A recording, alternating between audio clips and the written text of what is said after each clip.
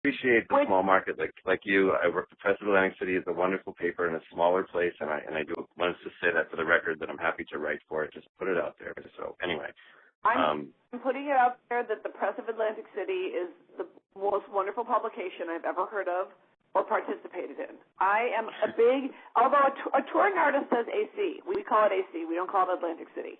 So I'm happy to be going back to AC. And, you know, when you play the Borgata or a casino, let me tell you something, the fur flies, Bob. Nothing is off limits, and nobody is safe. And also, I'm trying to think, I think by the time I play there, the new Miley Cyrus documentary will have just aired on MTV mere hours prior to my performance. So I want you to know it's called something like Miley, I Have an Infection, or Miley on My Own, or Miley, I'm Itching. I don't know the title. But the point is, I'm going to be on that like white on rice. And so I will be covering, like you do, the important news topics of the day for the good people at the Borgata coming to see me October 5th at 9 p.m.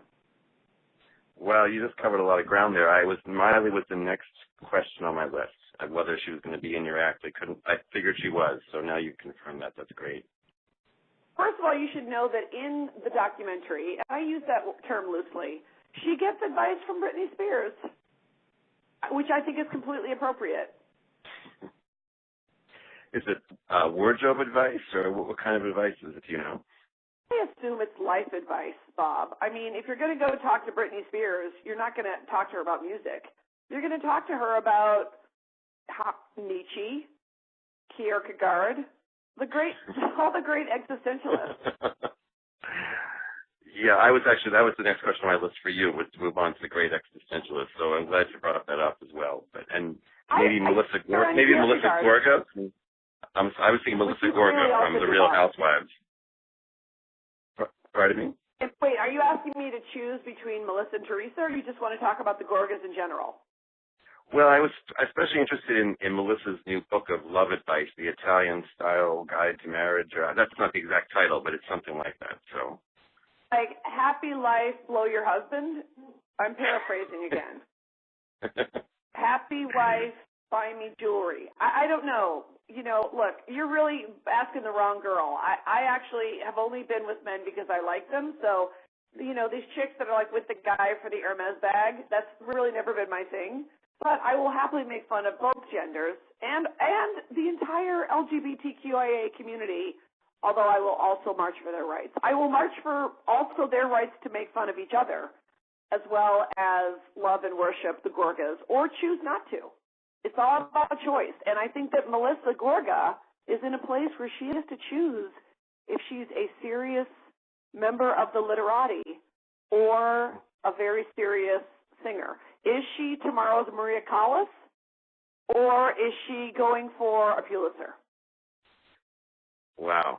Yeah. And you're a best-selling author, New York Times best-selling author, so you know about the serious literati part. Then you could really give her advice about that part. It's actually New York Times #1, but whatever. I don't want to split hairs with you, Bob. I mean, you and I, we're both writers at heart. But yes, I do enjoy when the housewives, of course, when they talk about their books and their music careers. I find it interesting that somebody on The Real Housewives of New Jersey is deciding to be a pop star at 36. And I'm really enjoying the scenes with Johnny Wright, who I know from my old NSYNC Backstreet Boys days.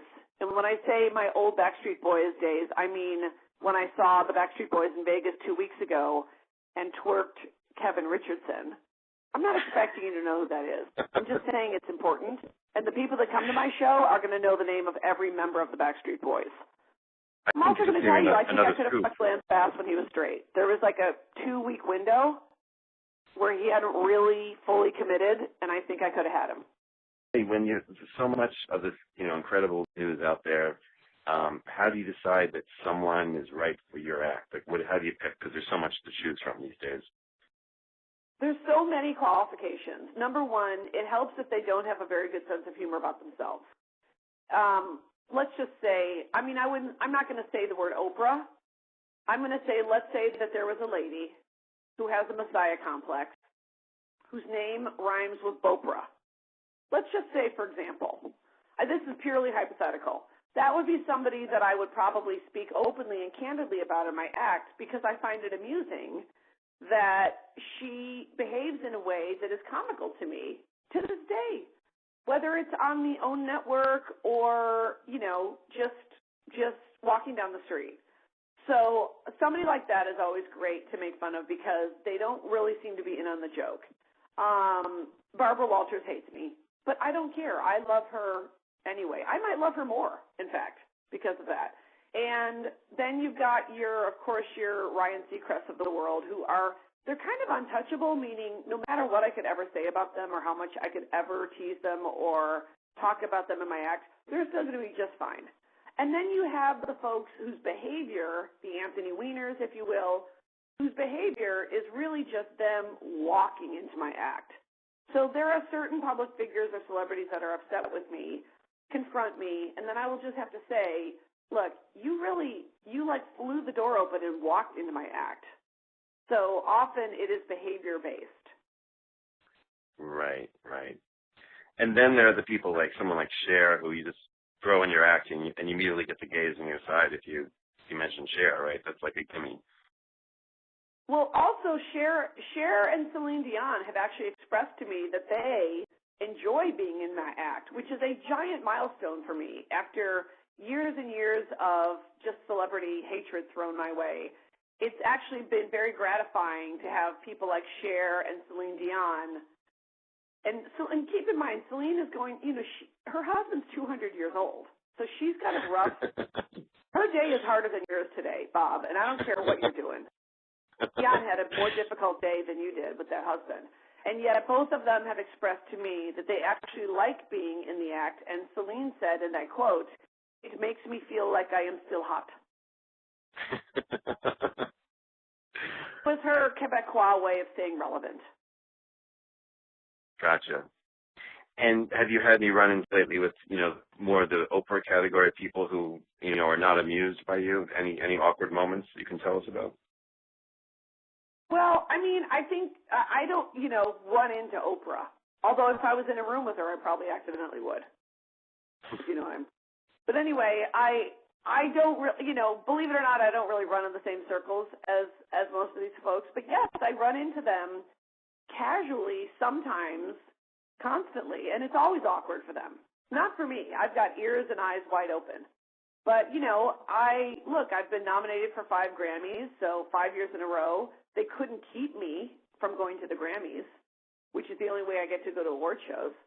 So, if I went to the Emmys 8 years in a row as a nominee and won twice, so they can't keep me out. They tried. They look at that list over and over and make sure my name is on there. But once they see, or if I'm even holding the statue, I'm in. I'm in the party. And then it's just go time. And so sometimes they scatter like bugs. I'm like a light in Hollywood. I'm like a light that went on in a tenement. And sometimes I see them scattering. But I also actually respect their right to have whatever feeling they want. I don't expect Gwyneth Paltrow to like me. I get it. I get that she finds me annoying. My mother finds me annoying. And I support her financially 100%. I'm glad you brought her up.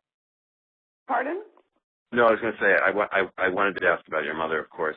How is she doing? She's not really on TV as much because, since the D-list is off, right? So has she adjusted to a lower profile, or what's she up to? Oh, she's not taking it well, Bob. First of all, not only is the D-list off, but my 2-year talk show on Bravo, simply called Kathy, available on iTunes, is also off, and she was in the front row every episode. So I don't know if you are going to know who some of these people are, but I will tell you, I had a talk show for 2 years. It would have 3 celebrities on once a week, and they would be on the whole time. But what I found charming was that the celebrities were far more interested in meeting my mother, that's not the part that's surprising. The part that's surprising is having people like rapper T.I. or rapper A$AP Rocky, like really wanting to stop everything they were doing and go like have some Maggie Griffin time. And also knowing that those guys may or may not enjoy the scissor.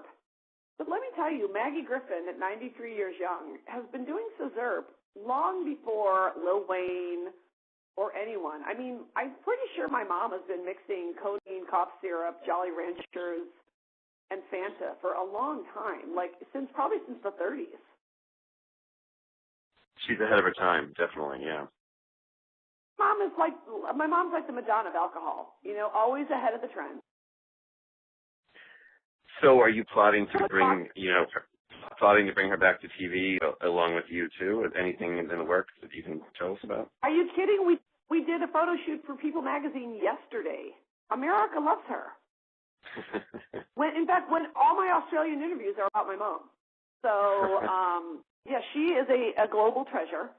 And I did a photo shoot for People magazine yesterday in an article. And, of course, they wanted their Maggie moment.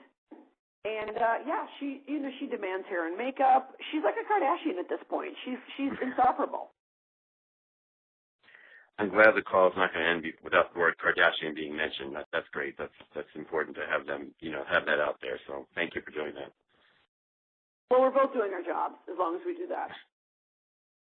Well, before we go, I just want to ask whether there's anything else you want to plug. Are you going to be doing the New Year's special with Anderson Cooper, looking farther ahead, anything more immediate? I think you're going to Australia, right? That's coming up this year.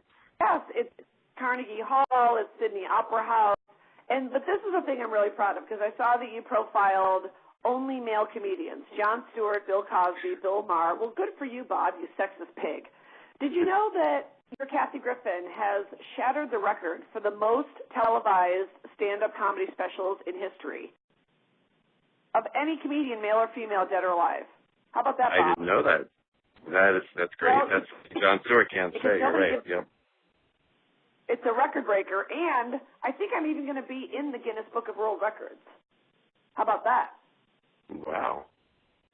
I know. So I've done more televised stand-up comedy specials than any comedian, and I broke the record of the late, great George Carlin, and I'm ramping up to do my next one, which will be my 20th stand-up comedy special. It'll air on Bravo, and I am taping it in San Antonio on November 24th.